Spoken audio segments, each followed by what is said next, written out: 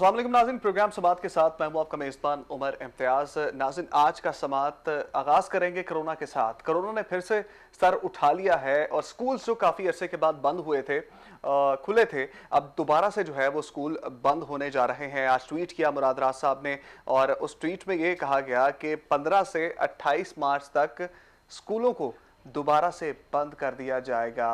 Schools association वाले जो हैं वो काफ़ी परेशान हैं इस हवाले से कि बच्चों की पढ़ाई का भी नुकसान होगा, लेकिन गवर्नमेंट ये कह रही है कि जान सबसे पहले है और पढ़ाई बाद में है। इसके बाद फैसला ये भी किया गया है कि सिनेमा घर जो 15 तारीख से खुलने वाले थे उनको भी बंद कर दिया जाएगा, नहीं खुलेंगे, और बाज़ारों की टाइमिंग्स का भी ऐलान कर दिया गया है। जिन इलाकों में कोरोना के ज़्यादा केसेस निकले हैं वहाँ पर स्मार्ट लॉकडाउन भी नाफिज किया जाएगा। प्रोग्राम में मदऊ किया है शुएबुद्दीन साहब को, सीनियर तजियाकार सर, आपको वेलकम करेंगे, और फयाज वराइज साहब हैं सीनियर तजियाकार सर, आपको वेलकम करेंगे प्रोग्राम के अंदर, और मोहम्मद शराफत अली साहब हमारे साथ मौजूद हैं, ये सीनियर सहाफ़ी हैं, इन्हें भी वेलकम करेंगे प्रोग्राम के अंदर। शुएबुद्दीन साहब, सबसे पहले तो मैं आपकी तरफ आऊँगा, मुझे ये बताएं कि कोरोना को फिर से हमने जो है वो इजी लिया हुआ है। कोई भी अब देख ले, मैं भी बाहर जाऊंगा तो मुझे भी यही लगता है कोरोना कहीं भी नहीं है, लेकिन गवर्नमेंट ये कह रही है कि काफ़ी तेज़ी के साथ तीसरी लहर के अंदर भी जो है वो केसेस रिपोर्ट हुए हैं। क्या समझते हैं अब किस तरह से काबू पाएंगे जो तीसरे फेज के अंदर सब कुछ बंद करने जा रही है गवर्नमेंट? देखिए, प्रॉब्लम ये है कि रोज़ाना शाम को ख़बरों के अंदर एक ख़बर आती है कि आज इतने लोग इंतकाल कर गए कोरोना से, और बदकिस्मती ये है कि उसके जवाब में ये कहा जाता है, जिंदा दिलाने लाहौर कह लें, जिंदा दिलाने पाकिस्तान कह लें, सभी ये कहते हैं जी इतने बंदे तो रोज़ ही ट्रैफिक हादसों में मर जाते हैं, इतने बंदे दिल का दौरा पड़ने से मर जाते हैं, ब्लड प्रेशर से मर जाते हैं, मतलब उसकी जस्टिफिकेशन दी जाती है। लेकिन ये कोई नहीं सोचता कि ये एक ऐसी बीमारी है कि ये फैल रही है, इसको कंट्रोल किया जा सकता है सिर्फ दो चीज़ों से, एक दूसरे से राब्ते के बगैर और दूसरा एक मास्क पहन के। लेकिन हम ना मास्क पहनने को तैयार हैं, ना हम एक दूसरे से दूर रहने को तैयार हैं। एक तो हाथ मिलाने को मना किया गया, हम बकायदा गले मिलते हैं। बिल्कुल ठीक, बॉडी कांटेक्ट हमारा लाजमी है। आप सरेआम अब बाज़ारों के अंदर आज भी इतना रश है कि मर्द औरत बिल्कुल साथ साथ एक दूसरे को छू के गुजर रहे हैं सब। अब ऊपर से रमज़ान आ रहा है और रमज़ान के बाद ईद, और वो ईद की तैयारियां, ज़्यादा रश हो जाएगा। शाम के टाइम तो आपको लगेगा कि नहीं शायद बाज़ार के अंदर कोई चीज़ें मुफ्त बट रही हैं दुकानों के ऊपर। तो प्रॉब्लम लोगों को समझ जानी चाहिए कि खुदा ना ख्वास्ता ख़तरा हमारा अपना ही है। अब वैक्सीन आ गई है, लगना शुरू हो गई है, हम थोड़ा सा तो इंतज़ार कर लें, हम थोड़ा सा तो देख लें कि हमने किस तरह चलना है, कैसे आगे जाना है। अगर हम अपने आप को संभाल लेंगे कुछ अरसा, तो ये वैक्सीन हमारे पाकिस्तान में, उस दिन मैं देख रहा था उन्होंने लिखा कि 18 साल से बड़े लोगों को कराई जाएगी, तो तकरीबन 9 करोड़ अफराद को तकरीबन ये वैक्सीन फिर भी होनी है। एक बहुत बड़ी तादाद है, और इतनी ज़्यादा वैक्सीन कहाँ से आएगी ये भी एक प्रॉब्लम आना है, क्योंकि हम खुद बना नहीं रहे, लेकिन सुना है कि अब बनाने की कोशिश की जा रही है। 60 साल से ज़्यादा वालों को भी लगाएंगे जी, 60 साल से ज़्यादा वालों को तो अब गवर्नमेंट ने आज कहा है, सुनी गई है। पहले तो 65 साल से बड़े वालों का था, अब हमारी बारी भी आ गई है हम भी जाके वैक्सीन लगा लेंगे। लेकिन अब दो तरफ हो गए। बहुत चीज़ देखें कि पाकिस्तान में गैर सरकारी अस्पतालों के पास, जो प्राइवेट अस्पताल है, गैर सरकारी से बेहतर प्राइवेट है, उनके पास वैक्सीन आ चुकी है और वो वैक्सीन लगा रहे हैं, लेकिन उसके लिए पे करना पड़ता है, भारी फीस पे करनी पड़ती है। यानी कि वो लोग जिनको अपनी ज़िंदगी अजीज़ है और जिनकी जेब में पैसा है वो अपना वहाँ से करा रहे हैं। अब जो मेरे जैसे हैं वो इंतज़ार कर रहे हैं कि गवर्नमेंट लगाएगी तो हम लगवाएंगे। यानी कि आपकी बात से मैं ये नतीजा अखज़ करूं कि गवर्नमेंट जो है वो मौसर पॉलिसी बनाने में नाकाम रही है कोरोना वैक्सीन के हवाले से। इतना गवर्नमेंट ने तो पिट के रोज मर जाते हैं। मेरे हम आपके प्रोग्राम में आखिर में मैसेज क्या देते हैं? हाँ, कि खुदा का वास्ता है कोरोना से बचो, और हमने मैसेज दिए, ठीक है ना? तो उसके बाद क्या असर होता है? कोई भी नहीं। बात ये है सारी कि हर प्रोग्राम रोजाना सारा कुछ टीवी पे हर खबर में ही आता है, इतने लोग मर गए आज, इतने मर गए, इतने 1500 1800 आज नए पेशेंट आ गए। तो भाई खुदा का वास्ता केयर करो। हम केयर करने को तैयार नहीं है। मैं पिछले 2 हफ्ते पहले अभी पेशावर गया था, मुझे तो वहां मास्क ही नजर नहीं आया। वो हमें हैरानी की तरह देख रहे थे कि ये कौन है एलियंस जो मास्क पहने फिर रहे मास्क हैं। पहने हुए हैं। तो ये अब हम खुद ताउन करेंगे तो ये बीमारी रुकेगी। गवर्नमेंट अकेली इस काम में कुछ नहीं कर सकती। कोई ऐसी चीज तो है नहीं कि उसको शूट एट साइट का ऑर्डर हो जाए। बिल्कुल ठीक। शूट एट साइट कर दो, अल्लाह खैर सलाम मार देंगे सारों को। कोरोना को मारा नहीं जा सकता, कोरोना से बचा जा सकता। बचा जा सके। फयाज साहब की तरफ आएंगे। फयाज साहब, सवाल मैंने शोएबुद्दीन साहब से भी यही किया था कि हुकूमत जो है वो मौसर पॉलिसी बनाने में क्यों नाकाम नजर आई है। हालांकि बयान तो बहुत दिए जाते थे, लॉकडाउन भी बहुत पहले से हमने कर लिया, फिर स्मार्ट लॉकडाउन किया, हमारी तारीफ भी हुई है, लेकिन अब जब सब कुछ हमें मिल ही जा रहा है, पहले में मास्क मिल गए, मास्क का मसला हमारा खत्म हुआ, तोहफे में मास्क आ गए, तोहफे में वैक्सीन भी आ गई है, लेकिन प्राइवेट इदारे बड़े तेजी के साथ जो है वो उनको वैक्सीन मौसूल हो जा रही है, गवर्नमेंट सेक्टर के अंदर जो है वो लोगों को क्यों नहीं लग रही। उमर, इसको अगर मैं लाइटर मोड में बात करूँ तो ये जो हमारी गवर्नमेंट और अपोजिशन अगर आपको कोरोना की शिद्दत का एहसास लाने इनको, तो मेरे ख्याल में जो इस वक्त सेनेट के हवाले से एक्टिविटीज़ हो रही है ना, उनको रोक देना चाहिए। बिल्कुल ठीक। वो एक्टिविटीज़ रोक जाएंगी तो ये उनको पता चलेगा हाँ ये तो कोरोना आ गया, और कोरोना के बारे में लोगों को समझाना ज़्यादा ज़रूरी है। ठीक है ना।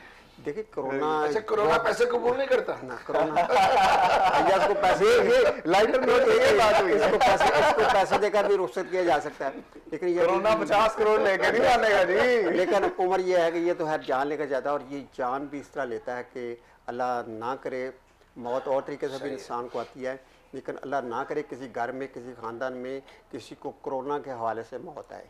उम्र कई हमारे जानने वालों के घरों में ऐसा हुआ है। ये जो शिद्दत के लम्हात हैं कि आप अपने अजीज़ को देख नहीं सकते, मिल नहीं सकते, तस्वीर नहीं कर सकते, और एक तो बंदा जा रहा है, दूसरा पूरे घर में ख़ानदान में खौफ फैल जाता है। तो ये बड़ी बदकिस्मती है हमारी कि देखिए जब पहली लहर आई थी ना कोरोना की, तो उसमें आपने देखा था कि एक खौफ था, लोगों में एक खौफ था, और लोगों ने किसी हद तक एहतियात भी की थी। लॉकडाउन अभी जैसे शोएब साहब ने कहा, अब तो लोग इतने लाइट मूड में गए, दूसरी लहर आई और तीसरी लहर आई है। और मेरी डॉक्टर से बात हुई है, वो कहते हैं ये पहली लहर से दोनों लहरें जो हैं बड़ी सख्त हैं, बहुत ज़्यादा लोग जो है इसका शिकार हो रहे हैं। लेकिन मुसीबत यह है कि अब लोग इसको लाइट ले रहे हैं, ये लाइट नहीं लेना चाहिए। लेकिन मैं समझूँ आपको कि अब ये मीडिया पे कंपेन चलाना या किसी और पे कंपेन चलाना अब उसकी ज़रूरत नहीं रही, वो चल चुकी है। अब हर बंदे को पता है, सिर्फ ये है कि वो खुद एहसास करे, घर के वालिदैन एहसास करें, बच्चे एहसास करें, और ये पूरे मुआशरे को अब बार बार कितनी बार हमको बताएंगे। मेरे ख्याल में जितनी कोरोना के हवाले से बातें हुई हैं, लोगों को, हमें भी याद हो गई हैं, लोगों को भी याद हो गया, और पता है। खुदा के लिए अब इनको ये बताएं, और हर बंदा इनफरादी तौर पर ये सोचे कि ये कोरोना के हवाले से ये बात मजाक नहीं है, बड़ी ज़रूरी बात है, और इसके जो नुकसान आते हैं उसका तसव्वुर भी नहीं किया जा सकता। वो लोग जिनके घरों में ये वाक़यात हुए हैं, उनसे जाकर पूछें कि ये किस अज़ियत से गुजरे हैं, और हम दुआ भी करें और एहतियात भी करें कि अल्लाह ताला हम सब को इस मर्ज़ से बचाए, इस तकलीफ़ से बचाए। और इसके लिए हर बंदे को, हर घर को, उस्ताद को, गवर्नमेंट को, हर इदारे को, हर शख्स को, माशरे का हर शख्स को मिलकर इसको अडॉप्ट करना होगा और एक दूसरे को बताना होगा। और एक वो जो है ना, जैसे अभी ये बता रहे थे शोएब साहब कि हम लोग गले मिल लेते हैं, लोग हाथ मिला लेते हैं, थोड़ा सा ये जुर्रत इखलाकी पैदा करनी होगी। भाई आपकी सेहत का मसला है, मैं आपसे गले नहीं मिल सकता। भाई आपकी सेहत का मसला है, मेरी सेहत को नुकसान होना आपको होगा, मैं आपसे हाथ नहीं मिला सकता। तो ये जो छोटे छोटे स्टेप्स हैं ना, ये खुद जेस्चर्स शो करने पड़ेंगे। अब इसकी बड़ी जरूरत, ये छोटे छोटे जेस्चर्स करेंगे तो तब हम उस रवज की तरफ जाएंगे जहाँ सेफ्टी होगी। काशिफ मिर्जा साहब प्राइवेट स्कूल एसोसिएशन के सदर हैं, लाइन पे मेरे साथ मौजूद हैं। सर आपको वेलकम करूंगा। काशिफ साहब आवाज सुन पा रहे हैं मेरी? जी बहुत शुक्रिया जी। काशिफ साहब मुझे ये बताइएगा कि आज एक ट्वीट आया मुराद राज साहब की जानिब से, जिसमें उन्होंने कहा कि स्कूल्स को दोबारा बंद करने जा रहे हैं। प्राइवेट स्कूल एसोसिएशन का अगला लाया अमल क्या होगा? सपोर्ट करते हैं इस फैसले को, बंद होने देंगे या फिर से एहतजाज की जानिब जाएंगे? देखें, और पाकिस्तान प्राइवेट स्कूल फेडरेशन किसी भी ऐसे फैसले को जो ग्राउंड रियलिटी से कॉन्ट्राडिक्ट करेगी उसको ना से मुस्तरद करेगी, बल्कि हम भरपूर तौर पे अपने बच्चों की जो तालीम और तरबियत का सिलसिला है उसको उसी तरह से जारी और सारी रखेंगे। अगर तो आप ग्राउंड फैक्ट्स के ऊपर बात करेंगे, डाटा के ऊपर बात करेंगे, तो ये बिल्कुल उसके उलट है। एक ऐसी फील्ड जिसने सबसे ज्यादा एसओपीज के इंश्योर किया, ये सिर्फ हम लोग नहीं कह रहे, एनसीओसी के चेयरमैन असद उमर ने कहा, शफकत महमूद ने कहा, तमाम वज़रा तालीम ने कहा कि अगर कहीं पे एसओपीज को इंश्योर किया गया वो तालीमी अदारे हैं। सेकेंडली ये भी सामने बात आई कि सारा पाकिस्तान खुला है और अब भी आज के इस फैसले के हवाले से भी जो कहा गया उसमें से तालीमी इदारों को बंद करने की बात की गई। और मजेदार बात यह है कि उन तालीमी इदारों शहरों को बंद करने की बात की जो कि मोटरवे और जीटी रोड में जल से जलूस की तरफ जो लॉन्ग मार्च होने के नजर आ रहे हैं उसको रोकने की सिर्फ बात की गई है। पूरा पाकिस्तान खुला है, सारा पाकिस्तान ओपन है। और बड़ी अजीब सी बात यह है कि जिस वक्त रेशो कोरोना केसेस की 6% पे थी, उस वक्त तालीमी अदारों को जो था बंद तालीमी अदारों को खोला गया। और जब इस वक्त 4.2% पे है तो इस वक्त जो तालीमी अदारों को बंद करने की बात की गई है। और जो लाहौर का डाटा डिफरेंट है, पिंडी का डाटा कुछ और कह रहा है, सियालकोट का डाटा कुछ और कह रहा है, मुल्तान का डाटा कुछ और कह रहा है। तो इनका जो फार्मूला है वो लॉन्ग मार्च की उस तैयारी को रोकने का एक प्लान है। और दूसरी बात यह है कि आप पूरी दुनिया में UNICEF, UNESCO, WHO, even world bank ने जो एडवाइजरी जारी की है, यूएनओ की इटसेल्फ एडवाइजरी है कि जो तालीम का नुकसान हुआ है वो कोविड से बड़ा नुकसान है और किसी भी सूरत में तालीमी इदारे बंद नहीं होने चाहिए। काशिफ साहब, शुएबुद्दीन साहब आपसे कुछ पूछना चाह रहे हैं। जी जी, वेलकम। मैं एक सवाल ये पूछना था कि क्या आपके स्कूलों के बच्चों ने इस लॉन्ग मार्च में जाना था जिसकी वजह से गवर्नमेंट ने खौफजदा होकर स्कूल बंद कर दिए? ये मदरसों के बच्चे तो नहीं है जिनको कि उन्होंने लॉन्ग मार्च में लेके जाना था? मदरसों में और प्राइवेट स्कूलों में तो जमीन आसमान का फर्क है। देखिए शोएब साहब, बात पता क्या है कि ये जो गवर्नमेंट की जो प्लानिंग होती है ना, ये सिर्फ स्कूल के बच्चों की या तो इस हवाले से नहीं होती। तो उस रूट के हवाले से कोई एक डाटा मुझे आप बता दें जो कुछ मैंने गुजारिशात की ग्राउंड रियलिटीज और फैक्ट्स से अगर हटके हैं। चले इसको एडवाइजरी हम हेल्थ के ऊपर ले चलते हैं। क्या आप मुझे इतनी ये बात सिर्फ बता दीजिए कि क्या यूनिसेफ, यूनेस्को, वर्ल्ड बैंक और WHO, यूएनओ की जो एडवाइजरीज हैं वो क्या हमारी इन एनसीओसी की एडवाइजरी से डिफरेंट है? फिर अगर एनसीओसी फैसला करता है तो वो फैसला सिंध क्यों नहीं करता? काशिफ साहब, वो फैसला बलूचिस्तान कबूल नहीं करता। वो फैसला सिर्फ और सिर्फ वहां जहां पे इनकी अपनी गवर्नमेंट है वहां पे भी वो अमल नहीं करते। आप मुझे इतनी सी बात बताएं, अगर इनका डाटा जो है क्या इन्होंने उस आपसे शेयर किया कि इस वक्त कोरोना के केसेस की जो सूरत हाल है स्कूल अंदर से कितने बाहर आए हैं? स्कूल का अंदर एक केस भी जो है इस वक्त कोड नहीं हुआ। कोई एक प्राइवेट स्कूल में कोरोना का केस नहीं आया। ये जो इन्होंने अब ये सेकंड वेव के बाद इसको खोला है, तो ये किस डाटा के ऊपर जो है ये प्लानिंग हो रही है? और आपको ये भी बताया कि इस वक्त पूरे पाकिस्तान में जो एग्जामिनेशन के जो टर्म है वो चल रही है और फिर एग्जाम के दरमियान डिसकंटिन्यूटी जो इस तरह कर रहे हैं और फिर वही मेरा बच्चा जो है वो पार्क में भी नजर आए। 6 बजे के बाद जो पार्क बंद करेंगे, 6 बजे से पहले जो पार्क के अंदर सब कुछ जाएगा, तो क्या 6 बजे के बाद पार्क जो है कोरोना जो है वो एक्टिव होगा और दिन के टाइम नहीं होगा? फिर वही बच्चा शादी में जाएगा, वही बच्चा जो है शॉपिंग मॉल में जाएगा। सिर्फ वो कोरोना इतना जबरदस्त पढ़ा लिखा कोरोना है कि वो हमला करता है तो वो टारगेटेड स्कूल के ऊपर करेगा और कहीं और नहीं करेगा। काशिफ साहब, मुझे ये बताएं कि आप हमेशा से ही जो है वो एहतजाज किया है स्कूल बंद होने के खिलाफ जो है वो। अब मुझे ये बताएं कि गवर्नमेंट जब एक साइड पे ये कहती है कि फीसिस में रिलीफ भी दिया जाए, अगर आप स्कूल जो है वो खोल रहे हैं या खोलना चाह रहे हैं तो कोरोना के दिनों में फीसिस में रिलीफ दिया जाए, लेकिन शायद ही कोई स्कूल ऐसा होगा प्राइवेट स्कूल जिसने जो है वो फीसिस में रिलीफ दिया होगा। मेरे साथ भी मौजूद मेहमान बैठे हैं, कोई भी एक मुझे ये नहीं कहेगा कि किसी ने आधी फीस ली है तो किसी ने आधी से कम फीस ली है, 25% ली है, 100% फीस ली है और ना फीस देने वाले के बच्चे का नाम जो है वो स्कूल से निकाल दिया गया है। से तो बड़ा ये बात क्लियर है कि जो पूरे पाकिस्तान में सिर्फ और सिर्फ तालीमी अदारों के ऊपर ये 20% का रिलीफ वाली बात की गई और वो भी रिलीफ जो बात की गई है वो स्कूल के अंदर की गई। गवर्नमेंट के अपने स्कूल के अंदर तो कोई फीस नहीं थी, प्राइवेट में थी, लेकिन गवर्नमेंट के कॉलेजेस में तो फीस थी ना, गवर्नमेंट की यूनिवर्सिटीज में भी फीस थी। गवर्नमेंट ने ये असूल ना ही अपने कॉलेजेस के ऊपर अप्लाई किया ना ही अपनी गवर्नमेंट की एक साल की फीस सर 5-6 हजार होती है, आपकी एक महीने की 5-6 हजार होती है। नहीं, वो that doesn't make any sense because we have a lot of तो एक साल की 6 हजार में से क्या काम करे सर? मेरी आप जो कानून के ऊपर रह के बात करें ना, कानून पे रह के बात करें। No law discriminate one thing and another thing. ये नहीं हो सकता कि आप जो है एक सेगमेंट को आप टारगेट करें और दूसरे सेगमेंट के लिए मादर पिदर आजादी हो। और आर्टिकल 18 इसके अंदर बड़ा कैटेगोरिकली क्लियर है। चलें, इन्होंने वो एक जो गैर कानूनी अमर किया उसका नतीजा क्या हुआ? कैश फ्लो बंद हुआ।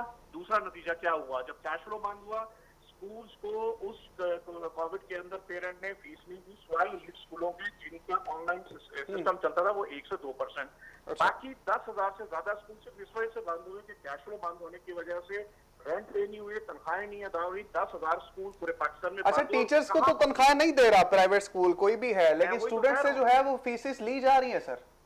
यही तो मैं अर्ज कर रहा हूँ, यही एक मिथ है कि जो कोरोना के अंदर जो स्कूल्स थे जो बंद थे, एडमिनिस्ट्रेटिव ऑफिस उनके बंद किए गए, सिवाय ऑनलाइन फैसिलिटी वाले स्कूल, वो स्कूल जो कि ऑलरेडी एलीट कहलाते हैं जिनकी फीस भी ज्यादा थी। अब हुआ क्या, उसका नतीजा ये हुआ कि 15 लाख टीचर थे। अब स्कूल दोबारा जब खुले 8 लाख टीचर वापस आए, 7 लाख टीचर ये फील्ड ही छोड़ गए। अच्छा, अब आपको जो दूसरा नुकसान हुआ, 10,000 स्कूल बंद हुए। 10,000 स्कूल बंद होने का नतीजा ये हुआ कि हमारा वो बच्चा जो है वो आउट ऑफ स्कूल हो गया। उनके लिए तो दोबारा कोई गवर्नमेंट ने स्कूल नहीं बनाए। तीसरा नतीजा ये निकला कि आपके पाकिस्तान के अंदर जो सूरत हाल जो एजुकेशन से रिलेटेड थी वो इस वक्त ही इतनी बदतर हो गई है, और अब ये दोबारा स्कूल बंद होने का नतीजा ये होगा कि अभी अगली डेट आएगी कि 15-20 दिन और डेट एक्सटेंड होगी, करते करते रमजान आ जाएगा। रमजान में फिर गर्मी का। काशिफ साहब, मुझे अपना लाहे अमल बताइए जरा शॉर्ट में कि अब आगे आप क्या करने वाले हैं। अगर गवर्नमेंट अपने फैसले पर स्टिक है वो रहेगी, क्योंकि जान गवर्नमेंट के लिए ज्यादा जरूरी है, क्योंकि कोरोना तीसरी लहर के अंदर काफी मैसिव तरीके से हिट कर रहा है। आपका लाहे अमल क्या होगा?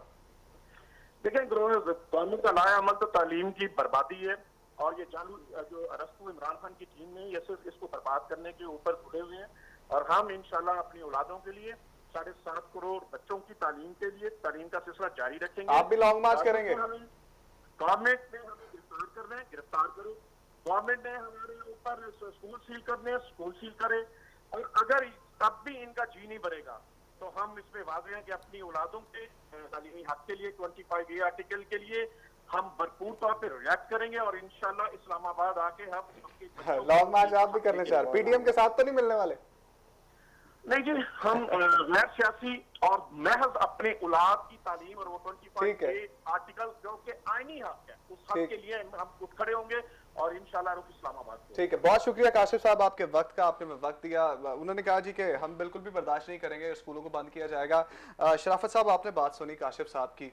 स्कूल्स तो बंद नहीं होने दे रहे, लेकिन गवर्नमेंट जो है उसका स्टांस बिल्कुल क्लियर है कि कोरोना से बचाव के लिए सबसे पहले तो उनको खैर ये भी नहीं पता था कि बाकी भी जो एनवायरनमेंट के अंदर एक्टिविटीज़ हैं उनको भी लिमिटेड कर दिया। क्या समझते हैं, गवर्नमेंट बेहतर तरीके से डील नहीं कर पाई कोरोना को, जो ये सूरत हाल पैदा हो रही है?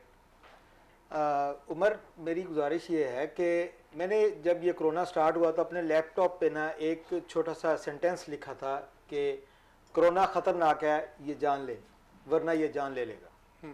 तो हकीकत बात यही है कि हम आज तक इसे समझ ही नहीं पा रहे। ये हमारी जो सोसाइटी के मुख्तलिफ सेगमेंट हैं उनमें ये जो डिबेट चल रही है, ये पहली लहर से लेके अब ये तीसरी लहर आ चुकी है। इस तीसरी लहर में बेशुमार जानी नुकसान हो चुके हैं। सियासी रिफ्ट्स अपनी जगह पे, इकोनॉमिकल डिप्रेशन अपनी जगह पे। अब ये जो तालीम है, तालीम पे भी मेरी बात, इसमें ज़रा गौर कीजिए कि जो प्राइवेट सेक्टर, जो प्राइवेट स्कूल्स हैं, इन्होंने अभी फरमाया कि जी इन्होंने जो इम्तिहान वाले स्कूल है उन्होंने बड़ा क्लियरली बताया कि जी जिन जिन स्कूल्स में एग्ज़ाम चल रहे हैं उनको ये एग्जाम कर रहे हैं, एग्ज़ाम मुकम्मल होने के बाद वो चले। अब मकसद ये है सिर्फ डिसिप्लिन मेंटेन करना। वहाँ पे अभी रिसेंटली एक टीचर हैं, उनकी मतलब इनकी ये इंतकाल कर गए हैं कोरोना की वजह से। अब थ्रेट्स तो हर तरफ हैं, बच्चे हैं, बच्चों के लिए थ्रेट्स हैं। गवर्नमेंट की पॉलिसी जो है हर जगह पे जब एक दूसरे से आप इनकाउंटर है, ये सर्वाइवल ऑफ द फिटेस्ट हो रही है। सही, मतलब जो मजबूत है, जो सर्वाइव कर रहा है वो अल्लाह की सुपुर्द है, वो सर्वाइव कर रहा है। जो बच रहा है बच रहा है, जो नहीं बच रहा किसी को उसके जाने का फिक्र ही नहीं है। बिल्कुल ठीक। मतलब हमारी सोसाइटी शायद हमें ये समझाना चाह रही है कि अगर खुदा के सहारे चली जा रही है कि अगर हम बच गए तो अगली एक और दिन जिंदगी का देख लेंगे, अगर नहीं बचे तो कोई बात नहीं। हमें वो रिग्रेट्स ही नहीं है, हमारी कैलकुलेशंस ही वो नहीं है। हम सारे हुकूमत पे थोप रहे हैं, हुकूमत सारी उल्टा जो है वो हमारी इन चीज़ों पे डिबेट हो रही है जी, पॉलिसीज ठीक नहीं है, डिसीजन ठीक नहीं है, ये चीज़ें वो चीज़ें मैनिपुलेट करके हमें अपनी मौक़िफ़ को पेश करने की आदत है। अगर हम अपने अंदर की ईमानदारी को ब्रुए कार लाते हुए लोगों को फैक्ट्स बताए तो शायद डाटा ये ना हो, शायद हमारे फैक्ट्स ये ना हो। हम ईमानदारी की बजाय मनूवर करके चीज़ों को मैनिपुलेट करके लोगों को इस तरह से प्रेजेंट करते हैं कि हम अपनी एक लॉबिंग कर सकें, जबकि हमारा उसके पीछे नुक्ता नज़र क्या होता है, हम उससे समझने से कहते हैं। हमने वेलफेयर ऑफ दी सोसाइटी को कभी सोचा ही नहीं है इन रियल टर्म्स। ये इसलिए मेरा ख्याल ये है कि जो गवर्नमेंट ने हमें, अगर इन्होंने बंद किया है, आप इनके लिए कोई अच्छे, अगर इनके पास कोई प्लान है वो प्लान टेबल करें, उनके पास जाएं, उनसे मिलें, उन्हें बताएं कि जनाब आपकी जो स्टेक्स हैं, आपके जो खौफ हैं, और मतलब सरप्रस्त के तौर पे जो हुकूमत इस स्टेट को रन कर रही है वो अपनी जगह, आपके डिसीजंस अपनी जगह, लेकिन उसके सॉल्यूशंस के तौर पे हम ये चीजें आपको प्रेजेंट करते हैं। इनको इन चीजों से इस तरीके से लेकर हल किया जाए तो कोई दरमियानी रास्ता निकल सकता है। ठीक है, कोरोना पे काफी बात हो गई है, पंजाब हुकूमत की ऊपर सिर्फ एक जुमला कहूँगा। हमारे यहाँ लोग ये कहते हैं कि जब तक मेरी जिंदगी है मैंने मरना कोई नहीं। तो अल्लाह ताला ने उसके साथ ही खुदकुशी जो है हराम करा दी है। तो हम खुदकुशी की तरफ मत जाए, अपनी जिंदगी बचा के फिर आगे चलें। बहुत बहुत बहुत खूबसूरत बात है। कोरोना पे बात नाज़िन हुई है, और हमारी तो ये गुजारिश है कि आप लोग जो है वो खुद भी बचें। फयाज साहब ने बड़ी अच्छी बात की कि दूसरों को बचाएं। पंजाब हुकूमत पे थोड़ी सी बात कर लेते हैं। पंजाब में बड़ी तब्दीली का इंदिया दिया जा रहा है। वज़ीर-ए-आज़म इमरान खान साहब ने जो है वो एक मैसिव मीटिंग की है काबीना की, जिसके अंदर बड़े वज़रा भी थे, और कहा यह जा रहा है, उस लुब्बे लबाब ये है उस मीटिंग का, कि पंजाब में बड़ी तब्दीली आएगी। अब कुछ हल्के ये कह रहे हैं कि वो तब्दीली वज़ीर आला उस्मान बुज़दार की कुर्सी को छीन कर जो है वो लाई जाएगी, और कुछ तबकात ये कह रहे हैं कि वज़ीर आला साहब तो कहीं नहीं जा रहे, हो सकता है गवर्नर साहब बदल जाएं, या हो सकता है किसी बड़ी वजारत में तब्दीली आ जाए। और शवाबुद्दीन साहब हंसे हैं, तो सर आपसे ही आगाज करते हैं, क्या होने जा रहा है, क्या हाइप क्रिएट की हुई है पंजाब के शुरू से? बात ये है कि जो परवेज इलाही साहब जो स्पीकर है, मैंने बात नहीं की थी, नहीं मैं बात कर देता वो कंफर्टेबल है। अच्छा, स्पीकरशिप से, मौजूदा सेटअप से। अच्छा ठीक है। आप देख लें माजी में अभी भी, जब भी पीछे बुज़दार के खिलाफ को थोड़ी सी कोई मुहिम उनके अपने साथियों ने उठाई, तो जहां से उनको कोई रिलीफ मिली वो चोई परवेज इलाही साहब थे। चोई परवेज इलाही साहब की सीटें हैं मेरा ख्याल 10 हैं, शायद 7 या 10 हैं। अब इतनी सीट के साथ पाकिस्तान, पंजाब में सिर्फ एक पार्टी एक दफा ऐसा हुआ है कि 17 सीटों के साथ वजीर आलाशिप ली थी, मंजूर भट्टू साहब ने और नकई साहब ने। बिल्कुल ठीक। वो 3 साल वो दोनों वज़राए आला रहे पंजाब के, क्योंकि वो चट्ठा जो ग्रुप था मुस्लिम लीग का, उसकी तरफ से थे। बिल्कुल ठीक। और पीपल्स पार्टी की मजबूरी थी कि वो 17 के बंदे हुकूमत नहीं बना सकती थी। अब पंजाब के अंदर क्या मौजूदा सूरत हाल में मुझे तो ये नज़र नहीं आ रहा कि इमरान खान किसी और को हुकूमत सौंपेंगे। और जब भी देखिएगा आप, एक ऐसा वक्त आएगा तो बुज़दार ने कुछ लोगों को जो मुस्लिम लीग नून के हैं अपने साथ शामिल कर रखा है। जैसे ही उनके खिलाफ थोड़ी सी हिलजुल होती है वो लोग आते हैं। अच्छा, वो बुज़दार ने शामिल किए हुए हैं या परवेज इलाही साहब ने शामिल? बुज़दार साहब भी उस पर शामिल है, ऐसी कोई बात नहीं है। बुज़दार साहब को आप इतना भी सादा मत समझे। एक इक़्तिदार का तो एक दिन बहुत बड़ा होता है, तो 2.5 साल से ज्यादा गुजर चुके हैं। इतने सादा नहीं रह गए अब वो। मीर भी क्या सादा है, ऐसे सादा है वो। तो मुझे बुज़दार साहब की तब्दीली जो है वो फिलहाल नजर नहीं आ रही। पंजाब के अंदर तब्दीली का मतलब एक छेड़छाड़, एक चलते सिस्टम को रोकने के, दोबारा से सेटअप सारा सिस्टम। आप जब एक चीज पे किसी भी अफसर को, किसी भी शख्स को एक नई जगह ला के बिठाते हैं तो उसे कुछ सीखने में दिन लगते हैं। जनाब मियाँ शहबाज शरीफ साहब 1985 से वजीर आला हैं। जिस दिन उनका भाई वहां पे एंटर हुआ था, समझ लें वो भी उसी दिन एंटर हो गए थे। उन्होंने तब से लेके आज तक इक़्तिदार एंजॉय किया है। मतलब चाहे वाहिद साहब थे वजीर आला, असल वजीर आला शहबाज शरीफ साहब ही थे। तो इस हालात में अगर आप देखें तो मियाँ शहबाज शरीफ का साहब का एक्सपीरियंस बहुत ज्यादा है। आप एक 50 साल के आदमी के साथ, या ये कह लें कि मेरे जैसे कि अपना फयाज साहब जैसे के साथ एक बच्चे का मुकाबला करना शुरू कर दें तो ये बड़ी ज्यादती होगी। उसने एक्सपीरियंस अपनी जिंदगी में सर्द गर्म चशीदा नहीं है वो, ये वक्त के साथ होता है। मेरे ख्याल में बुज़दार साहब आप काफी कुछ सीख चुके हैं। उन्होंने देखा ना, जैसे ही जरा सा हिलजुल हुई है वो उसी रात को निकल गए हैं, और उन्होंने रातों रात हंगामी दौरे किए हैं और जगह जगह जाके लोगों को हिलाया है, मुअत्तल किया है, सारा कुछ किया। मतलब उन्हें ये समझ आ गई है कि हमने उसका जवाब कैसे देना है। तो मैं साहब ने भी तो एटीएम खर्च तो नहीं कर दिए? एटीएम अब मैं क्या कहूँ, बुज़दार साहब के पास केड़ा एटीएम है, वो जो एटीएम जो जिस ATM हो सकता है जिस एटीएम मशीन वज़ीर-ए-आला खुद एटीएम, बड़ी खूबसूरत बात है, वज़ीर-ए-आला खुद एटीएम है, सारा खजाना अच्छा आवाम में तो लग नहीं रहा। वो बुजदार है, वो 2-4 हजार भेड़े फरोख्त करके मेरे ख्याल पैसे ले आएंगे। अगर वो बुजदार तो फिर यही हुआ ना कि उनके पास कोई हजारों जानवर होंगे, वो फरोख्त करके ले आएंगे। शहाबुद्दीन साहब, अवाम पे तो खर्च हो ही नहीं रहा पैसा, तरक्याती फंड नहीं नहीं, इस्तेमाल हो रहे हैं। मैं- चौधरी साहब भी कहते तरक्याती हैं फंड्स वो के- तरक्याती फंड जो वो तो नहीं लगा रहे वज़ीर-ए-आला शिप बचाने के लिए। तरक्याती फंड्स जो हैं वो तो सच्ची बात है कि परसों उस दिन जब टीवी के ऊपर आपने भी देखा, मैंने भी देखा, वो तो नासिर शाह साहब के और जनाब अली हैदर साहब ने कहा था कि 10-10 करोड़ ले लो सिंध में, तो 5 करोड़ तुम रख लेना, 5 करोड़ तरक्याती काम पे लगा देना। वो तो वहां पे ओपन नजर आया कि तरक्याती काम के पैसे कहाँ पे बिक रहे हैं। वो तो सिंध है। पंजाब के अंदर पैसा तरक्याती काम हुआ ही ये मसला है कि हम आज से पहले लाहौर को मिसाल समझते थे कि सारा पैसा यहाँ लगता था। अब लाहौर के अलावा बाहर भी पैसा लग रहा है, तो हमें वो नजर आता नहीं है, हम लाहौर से बाहर निकलते नहीं है। मेरा ख्याल है कुछ लोगों को हमें अपने दोस्तों से, उन साथियों से जो कि बाहर से रहने वाले हैं, उनसे पूछना चाहिए क्या वाकई को काम हो रहा है। गवर्नमेंट अगर ये क्लेम करती है कि जनूबी पंजाब में पैसे लग रहे हैं, जैसे कि अब वहां पे क्लेम ये है कि रोड कोइयों के ऊपर 13 इंटरमीडिएट डैम्स बने जा रहे हैं।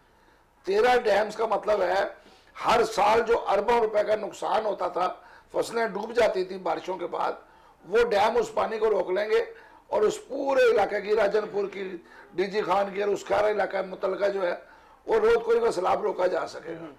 तो अगर ऐसे को काम हो रहे हैं तो इसमें कोई बुराई नहीं है, ठीक है, अच्छाई की तरफ जा रहे हैं। लेकिन मुझे अभी भी ये कहना पड़ता है कि मैं आप शायद आप बाहर जाते हो, मैं लाहौर से बाहर इतना नहीं जाता।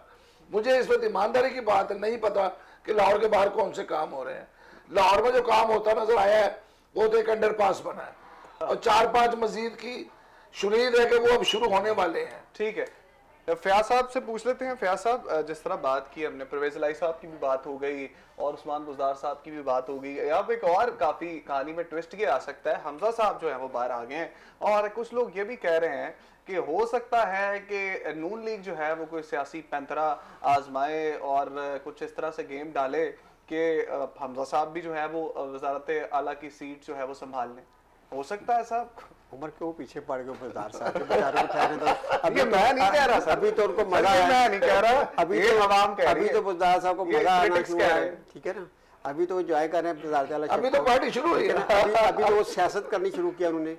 लेकिन ये है कि जो बुज़दार साहब है ना, ये एटीएम मशीन है। ये आपको मैं अंदर की बात बताऊं, हाँ। ये एटीएम मशीन है गवर्नमेंट की। अच्छा, ये ये फंड्स बचा के उधर जी, देते हैं? सारे फंड बचा रहे हैं और जहाँ चाहते हैं उनके हुक्म के मुताबिक वहाँ पेश कर देते हैं। ये बेसिकली वज़ीर आला उनको बड़ा फेवरेट है, ये उन्होंने उस पर एहसान नहीं किया हुआ। लेकिन इस वक्त जो पंजाब की सूरत हाल है, जिस तरह मेरे दोस्त बता रहे थे कि लाहौर में तो हमें कुछ नज़र नहीं आ रहा, कहीं भी कुछ नज़र नहीं आ रहा। ये इतना दरवेश वज़ीर आला, इतना मासूम और नायाब वज़ीर आला हैं, ये कुछ डिमांड नहीं करते। आजकल तो कुर्सी, छोटी सी कुर्सी पे बैठकर अगर बंदा ऊपर मालकान ये से डिमांडिंग नहीं। डिमांड ना करे, अपने बॉस से डिमांड ना करे, तो बॉस कहता है इससे बेहतर बंदा तो कोई दुनिया में है ही नहीं। हाँ, तो ये अंदर की बात है कि उनको ये सूट करता है, ये बिल्कुल कोई डिमांड नहीं कर रहा। और जितना भी खजाना जो एटीएम मशीन है उनकी डिस्पोजल पे रखी है, काजू में आप हमें फंड दे दें, लेकिन आप जहाँ जी चाहता है जिस वक्त चाहे इस्तेमाल करें। लेकिन मैं आपको एक बात बताऊँ कि ये जो पीटीआई के हल्के हैं, उन्होंने खान साहब को ये बता दिया है कि जनाब बुज़दार इस वक्त तो आपको फ़ायदे है, लेकिन सबसे ज़्यादा नुकसान आपको जब होगा, जब भी इलेक्शन होगा, जब आप वोट डालने जाएंगे लोग, तो फिर आपको पता चलेगा कि बुज़दार को रखने से, बुज़दार को ज़िद में डस्का में देख लिया ना उन्होंने। जी, किसी भी इलाके उम्र आप किसी भी सूबे के हल्के में इलेक्शन कराने, जहाँ पीटीआई समझती है ना ये हमारी सीट है, इस वक्त वो सीट छोड़कर इलेक्शन लड़ा ले। वज़ीर आला पंजाब बहुत मैटर करता है सूबे में। और ये जो अभी मेरे दोस्त बता रहे थे ना, लाहौर शहर में ये जब इलेक्शन आएगा ना, तो लाहौर शहर में लगेगा कि पीटीआई की हुकूमत ही नहीं थी। क्योंकि लाहौर का कोई होता है, कोई जानदार होता वज़ीर आला, तो लाहौर में अगर ज़्यादा नहीं तो 4-5 सीटें क्लियर कर जाता। लेकिन उस वक्त ये तो 1 सेकंड में निकलेंगे मौसूफ और जाकर तौसा में अपने इलेक्शन की तैयारी शुरू कर देंगे, और लाहौर को कौन पूछेगा। और जितने लाहौर के दूसरे एमपी हैं वो तो अंदर से बुझे मेरे दोस्त जानते हैं, वो तो सारे अंदर से बुझे फिर रहे हैं। वो कहते हैं ठीक है, हारेंगे ना जीतेंगे, फंड्स है ना ठीक। कुछ है। तो ये बुज़दार साहब का जो है ना, ये इसका नफ़ा नुकसान, ये खान साहब जब कभी वक्त आएगा तो फिर सोच के करेंगे, और खसारे की उस वक्त जो हालत होगी ना फिर उसको पूरा भी नहीं किया जाएगा। शराफत साहब से पूछ लेते हैं जी। शराफत साहब मुझे बताएं, आपने बातें सुनी है शहाबुद्दीन साहब की और फयाज वड़ाइच साहब की भी। फयाज वड़ाइच साहब ने बोला जी एटीएम है, और शहाबुद्दीन साहब कहते हैं जी कोई एटीएम शेटीएम नहीं है, कुछ है ही नहीं इनके हाथ में। आप क्या समझते हैं? उमर, इसमें कोई शक नहीं है कि पंजाब जो है वो पाकिस्तान की सियासत में एक इंतहाई अहमियत का हामिल सूबा है। सियासी दर्जा हरारत को नुक्ता अरूज पे रखना शायद ये एक सियासी चाल भी हो सकती है, ज़रूरत भी है, वक्त की ज़रूरत भी है। उस्मान बुज़दार साहब जिन्हें वो वसीम अकरम प्लस कहते हैं, वसीम अकरम प्लस कहते हैं, और मज़े की बात यह कि 2.5 साल में सवाए उनकी सलीका शारी के और कोई भी डिलीवरी इस वसीम अकरम प्लस साहब से कोई नजर नहीं आई। अब सुपर प्लस हो गया सुपर प्लस हो गया और जीरा प्लस होना बाकी रह गया। तो मेरी गुजारिश सिर्फ इतनी है, पंजाब के सूबे में रहते हुए सियासत को इतना इस तरीके से डील करना ये इंतहाई नामुनासिब है। इन हाउस तब्दीली की जहाँ से हमारी बात शुरू हुई थी, इसमें इन हाउस तब्दीली भी सियासी दर्जा हरारत को नुक्ता रूज तक देने का एक पॉइंट है, लेकिन अभी तक चीज़ें वाजे नहीं है। हमजा साहब का आपने फरमाया जिस तरह आए हैं, तो आप याद रखिए कि इस वक्त पंजाब में सेनेट के इलेक्शन में स्पीकर साहब ने बड़ा क्लियरली बता दिया है कि वो पंजाब के सबसे बेहतरीन सियासतदान है, इस वक्त जीरक सियासतदान है, जिन्होंने पंजाब में सेनेट का इलेक्शन बगैर किसी इलेक्शन के, बगैर इंतखाबी अमल के उन्होंने उसको जो सेटल डाउन कर दिया। सो उनकी मौजूदगी में, और जबकि उनके खुद अपने फर्जंद, उनके अपने लख्ते जिगर भी वो इसी उम्मीद में हैं और इसी लाइन में, और उनका अपना सियासी करियर भी ये है कि वो किसी भी तरीके से जाके वज़ीर आला की एक मरतबा सीट पे बराजमान हो जाए। सो उनकी मौजूदगी में हमजा साहब जो ठीक है, PMLN जो है वो जितनी मर्जी पैंतरे कर ले, लेकिन रास्ते इतने आसान नहीं है। हमारा क्वेश्चन इससे आगे का है। देखिए, सियासत में दो चीज़ें हैं, एक है अवामी सियासत जिससे पीटीआई बुरी तरह फ्लॉप हो चुकी है, क्योंकि वो अवाम को, ले मैन को रिलीफ देने में कामयाब नहीं हो सकी। ले मैन को समझ नहीं है कि IMF के साथ, FATF के साथ इनके क्या मामला तय हो पा रहे हैं, आने वाले 20-25 साल में क्या तरीकाकार होगा। वो कहता है कि मेरी आज के रात का गुजारा नहीं हो रहा, मेरी कल के दिन का गुजारा नहीं हो रहा, मेरे बच्चे की अद्वियात पूरी नहीं हो रही। हम उन चीजों का एड्रेस ये मानना पड़ेगा कि ये मौजूदा हुकूमत इन बुनियादी मसाइल को एड्रेस करने में नाकाम है। लेकिन यहाँ पे गुजारिश ये है कि ये तो वो थी जो असेंबली के बाहर की सियासत है। असेंबली में जो लोग बैठे हुए उनके मसाइल ये नहीं है, वो उन्वानात तो उनके यही है, लेकिन उनके मसाइल ये नहीं है। उनके मसाइल है किसी तरह जोड़ तोड़ करके अपनी सियासत का रास्ता हमवार किया जाए। तो मेरा ख्याल है उसमें अभी इतना ज्यादा इनके पास कोई कुव्वत ऐसी नहीं आई है कि इनका रास्ता हमवार हो सके। उमर, मुझे एक पॉइंट बताऊँ कि जो नून लीग है ना, वो खुद भी ये नहीं चाहती कि बुज़दार हट जाए।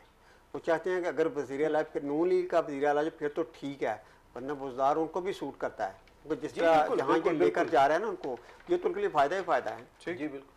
अब पंजाब की सियासत पे भी बात कर ली है, तो थोड़ी सी बात कर ली जाए सेनेट इलेक्शन के हवाले से। सेनेट के इलेक्शन हुए, गिलानी साहब ने मार का सर किया, और पीटीआई वालों को जो है वो फिर से ये हजम नहीं हुआ। ये मैं नहीं कह रहा कि पीडीएम वाले कह रहे हैं, और उन्होंने जो है वो उनके खिलाफ जो है वो दरखास्त दायर कर दी, जो कि बहरहाल मुस्तरद हो गई है। कामयाबी का नोटिफिकेशन भी गिलानी साहब का जारी हो चुका है। और शहाबुद्दीन साहब, मेरा सवाल आपसे ये है कि सेनेट का इलेक्शन तो हो गया, अब सीटें थोड़ी सी बराबर हैं, इसहाक डार का रोला पड़ रहा है, क्या समझते हैं? सवाल टू दी पॉइंट में आपसे यही करूंगा, इसहाक डार साहब आ रहे हैं, वोट डाल रहे हैं, गिरफ्तार होने आना वो उनसे को उनसे को ना पाकिस्तान जाना है तो आगे जाके भागने लगे पड़ते हैं लंदन के अंदर। आप लाहौर की बात कर रहे हैं। अच्छा, नंबर 2, दरख्वास्त मुस्तरद नहीं हुई है, आई एम सॉरी, नोटिफिकेशन जारी करने के हवाले से मुस्तरद हुई है। 22 तारीख को दरख्वास्त सुनी, नहीं, दरख्वास्त सुनी जाएगी, दरख्वास्त कबूल हो गई है, नोटिफिकेशन के हवाले से जो थी वो मुस्तरद हुई है, नोटिफिकेशन जारी कर दिया। वो उनकी नाहली के हवाले से जो बात है सारी वो 22 तारीख वो बाद में होगी।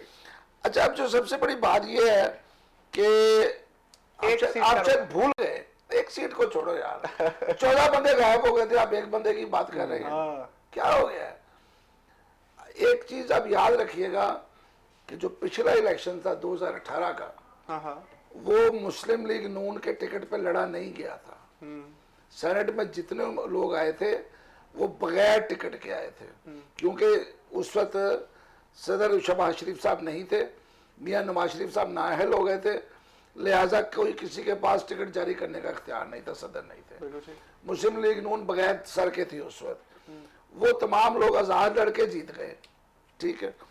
अब उनमें से कितने लोगों ने जनाब संजरानी साहब को वोट दिए थे, ये आप सिर्फ उस दिन का हवाला देख लें कि 64 लोग खड़े थे और जब वोट पड़े तो जनाब परेशान थे सारे कि ये किधर से किधर चले गए, हो क्या ठीक है। अगर तो संजरानी साहब के साथ उनके सर पे शफकत का साया मौजूद है तो फिर उन्हें कोई नहीं हरा सकता। है मैं तो ये तो नजर आएगा ना, तो परसों की बात है, एक दिन बीच में रह गया। सियासी दरवेशी क्या कह रही है? दरवेशी कह रही है, अच्छा, क्योंकि देखिए एक बात याद रखिएगा, वो छोटे सूबे के उम्मीदवार है, बड़े सूबे के नहीं है। बलूचिस्तान के लोगों को वोट मांगना भी आता है और वो अपनी सियासत एक दूसरे के साथ जोड़ के रखते हैं।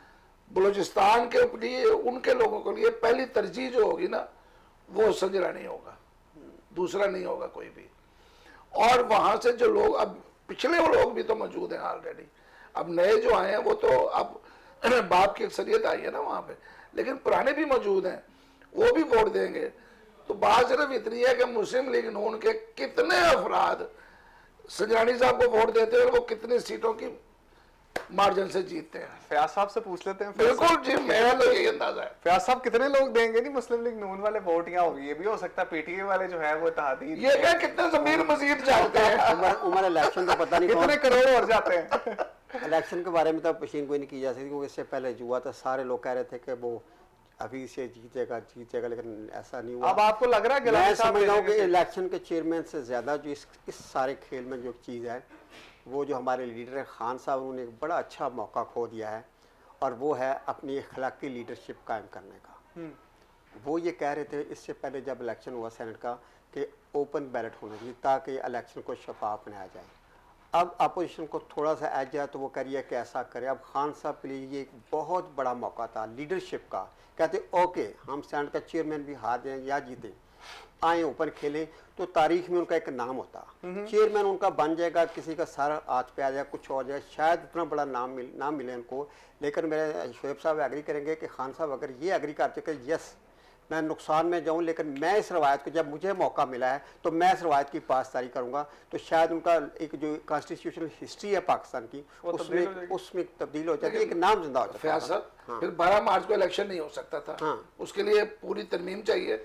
ये इलेक्शन अपोजिशन तो तैयार थी, वो मुमकिन नहीं है, ना भी हो सकता, लेकिन अपनी मेरे भाई अपनी इखलाकी पोजीशन तो शो कर सकता था ना कि हम इसके इखलाकी पोजीशन शो की है, तमाद का वोट है। हाँ, अपने लोगों से और जिस तरह की किया, तो ये असल में बात सारे मसाइल यहीं पे हैं कि हमारी जितनी भी सियासत है, ट्रेड है, इदारे हैं, जब तक जो खान साहब सोच रहे हैं उसमें जब तक आप अपनी इखलाकी पोजीशन को, अपनी ऑनेस्टी को नहीं लाएंगे कि हमने ऑनेस्ट होकर इखलाक से अपनी पूरी हिम्मत से इसको ठीक करना है, और अगर आपने रवायती वज़ीर-ए-आज़म बनना है, रवायती काम करना है, रवायती पॉलिटिक्स करनी है, और सब हमने यही बैठकर डिस्कस करनी है, इसी पैमाने पर उनको डिस्कस करना है कि ठीक है जो उसने जीत लिया उसने जीत लिया, और किसी ने हिस्ट्री का हिस्सा बनने की हुकूमती नुमाइंदे अब्दुल गफूर हैदरी साहब को भी ऑफर कर रहे हैं डिप्टी स्पीकरशिप की सीट। वो तो सारी चल रही है ना, आपस में चल रही है। हुकूमत वाले क्यों कर रहे हैं ये? वो तो उन्होंने कहा क्या ना, आ जाएंगे इनकी तरफ, वो कभी भी नहीं आएंगे, लेकिन ज़ाहिर है वो इनकार कर चुके हैं, वो तो इनकार कर दिया। वो तो उनके बारे में तो कहा जाता मान जाते हैं, वो तो खुद उम्मीदवार है भाई, डिप्टी स्पीकर ऑलरेडी उम्मीदवार है। शराफत साहब से पूछ लेते हैं। शराफत साहब, क्या मामला होने जा रहा है जी?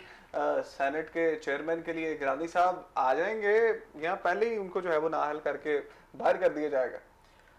वेल उमर, इसमें सादिक संजानी साहब को अगर उनकी थोड़ी, ये माशाल्लाह भी नौजवान सियासतदान और हमारे 8वें चेयरमैन थे सेनेट के, जो सबसे यंग है हिस्ट्री के, इनकी अगर हिस्ट्री देखी जाए तो ये बलूचिस्तान से बिलोंग करते हैं, और ये 1998 में सबसे पहले ये नवाज शरीफ साहब के पार्टी के PMLN के ये वहाँ पे कोऑर्डिनेटर बनते हैं। इसके बाद ये वज़ीर-ए-आज़म सैयद यूसुफ रज़ा गिलानी साहब के, जो अभी इनके मुकाबले उम्मीदवार हैं, उनके ये आके उनके ऑफिस रिप्रेजेंटेटिव बनते हैं, ठीक है, बलूचिस्तान में। अब ये उसके बाद डायरेक्ट पहली सीट इनकी आती है सेनेट की, और सेनेट में बराह रास्त ये चेयरमैन जो है ना मुंतखब हो जाते हैं। अच्छा, इस पे थोड़ा सा हमें देखने की ये जरूरत है कि ये बिलोंग करते हैं बलूचिस्तान से। बलूचिस्तान सिर्फ उसको सियासी तनाजुर में ना देखा जाए, ये सियासी और दफाई दोनों तनाजुर से देखा जाए कि वो एक अरसे तक डिप्राइव रहा है। अब वहां पे सियासी तब्दीलियां आ रही हैं, वहां पे मजबूती आ रही है, उखाड़ पिछाड़ हो रहा है। इस तनाजुर में जब वो आए और आते ही सबसे पहले डायरेक्ट उनको चेयरमैनशिप की सीट पे विराजमान होने का मौका मिला। अब उसके बाद इनके पास उस वक्त भी, इनके पहले टेन्योर में भी इनके लिए अदम एतमाद पेश की गई, वो भी इनकी क्लियर होगी। अभी तक की जितनी भी इनकी स्कोरिंग है, पॉलिटिकल स्कोरिंग, वो बहुत अच्छी जा रही है। ठीक है कि एक वो बंदा जिसने पॉलिटिकल प्रोसेस में हिस्सा नहीं लिया, कोऑर्डिनेटरशिप से उसने अपनी स्टार्ट किया, उसके बाद डायरेक्ट वो सेनेट जो एवाने वाला है मुकन्ना, जिस पे मुल्क का चौथा स्तून, उसके वहां पे लेजिस्लेशन होनी है, उसके अपना हाउस को हेड करने की उसकी सीट पे जाके बैठ जाते। सो अब जब आते हैं तो अभी तो उनकी पोजीशन पहले से ज्यादा बेहतर है, इसमें कोई दूसरी राय नहीं है कि दस्ते शफकत सर पे होना चाहिए। लेकिन मेरा ख्याल ये है कि इस वक्त जो सियासी सिनेरियो चल रहा है, जो गहमा गहमी चल रही है, अगर बलोचिस्तान को आप आज के दिन में आप देखें, मोहम्मद अब्दुल कादिर साहब ने जो है वो पीटीआई को, आजाद उम्मीदवार थे, उन्होंने पीटीआई को ज्वाइन कर लिया। बिल्कुल ठीक। इसमें आप अगर देखते हैं कि वो पीटीआई को ज्वाइन किया कि हुकूमती पार्टी है, ये एक और सोच है। इसके अलावा एक ऑप्शन ये भी हो सकती है कि चूंकि वो बलोचिस्तान से बिलोंग करते हैं, चूंकि इस वक्त जो सेनेट के चेयरमैनशिप के उम्मीदवार हैं वो भी बलोचिस्तान से हैं, तो उनका वोट उधर ही जाए। जी बिल्कुल, इसमें कतन कोई दूसरी राय नहीं हो सकती, इसमें बिल्कुल ऑप्शन है।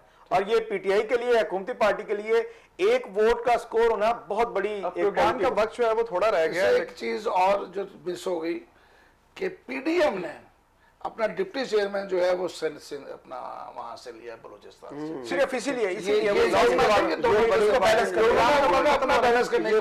लॉन्ग मार्च की बात करनी है, थोड़ी सी पीडीएम वाले लॉन्ग मार्च करना चाह रहे हैं 26 मार्च को, क्या समझते हैं? शॉर्ट जरा बताइएगा इसके ऊपर शहाबुद्दीन साहब। देखिए, मार्च अभी तक तो कैंसिल ही होता है। अच्छा, अब मार्च में मार्च होने लगा है और शुक्र आप देख लेना, स्कूल भी इसलिए बंद कर दिए उनका लॉन्ग मार्च के चक्कर। अरे यार, मैं उसको नहीं मानता। वो जो लोग जिन्होंने मार्च में आना, वो बच्चे हैं मदरसों के, उनका स्कूलों से कोई ताल्लुक नहीं है। ठीक है, इन बच्चों ने अपने घर आना है, घर जाना, सीधा वैगनों में आते हैं, रिक्शों में आते हैं, घर बैठ चले जाते हैं। ये वो बच्चे नहीं है जिन्होंने शेख साहब बड़े दरवेश आदमी हैं, प्लानिंग होती है ये सारी, ये भी क्योंकि उन्हें 26 मार्च तक जाना है ना, तो उस वक्त तक वो एटमॉस्फेयर भी बना रहे हैं कि हम इसको भी ग्राउंड में ला सकें। जी जनाब, ये भी कोरोना और थोड़ा सा लोगों को रोक सके। रोक ये बात ये सही, आप भी सही, लेकिन सोचने वाले प्लानर, लेकिन सर कोरोना तो बहरहाल है और उसका कोई इनकार नहीं। शराफत साहब से पूछे, शराफत साहब क्या हिकमत अमली है गवर्नमेंट की जी लॉन्ग मार्च के हवाले से जो आप कह रहे हैं, मेरा ख्याल है कि पाकिस्तान का कैलेंडर जो है ना, वो मार्च और लॉन्ग मार्च के बगैर मुकम्मल नहीं होता। तो इसमें ये ऑप्शन था। और दूसरी बात ये है कि आपको सियासी दर्जा हरारत को और सियासी तहरीक को इसमें मोटिवेट करने के लिए ये सारी चीजें चलती रहेंगी। और मेरा ये ख्याल है कि ना तो पिछले 2.5 साल खान साहब को स्कूल में उनके स्कूल से गुजरे हैं, ना ही आइंदा 2.5 साल अगर वो उनके पास होते हैं तो वो स्कूल से गुजरते नजर आते हैं। नाज़रीन, प्रोग्राम का वक्त खत्म हो रहा है। शहाबुद्दीन साहब आपका बहुत शुक्रिया, शराफत अली साहब आपका बहुत शुक्रिया, फयाज बराई साहब आपका बहुत शुक्रिया, और टेलीफोन लाइन पे हमारे साथ थे मिर्जा काशिफ अली साहब, उनका भी बहुत शुक्रिया, उन्होंने वक्त दिया। कोरोना की तीसरी लहर ज़्यादा मैसिव तरीके से हिट कर रही है। आपसे यही गुजारिश है जो कि हम अपने हर प्रोग्राम के एंड पे कहते हैं कि जब अपने घरों से बाहर निकलें तो मास्क पहने और हाथों पे ग्लव्स का इस्तेमाल कीजिए और दूसरों से मिलने से परहेज़ कीजिए। अपनी जान से ज़्यादा दूसरों की जान को बचाइए। मुझे इजाज़त दीजिए, समात लेकर आपकी खिदमत में दोबारा हाजिर होंगे अल्लाह ने के बाद।